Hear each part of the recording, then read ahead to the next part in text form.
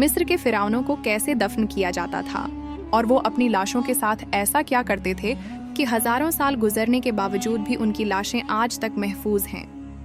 मिस्र की कौम में अगर कोई बादशाह मरता था तो उस मरने वाले बादशाह को एक खास तरीके से दफन किया जाता था।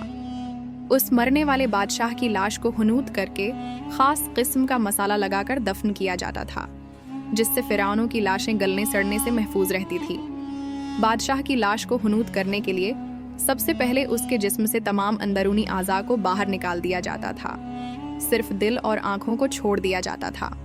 उसके बाद उसके जिस्म पर एक खास किस्म का मसाला और नमक लगाकर 40 दिन के लिए रख दिया जाता था, ताकि इससे हर तरह की नमी दूर हो जाए।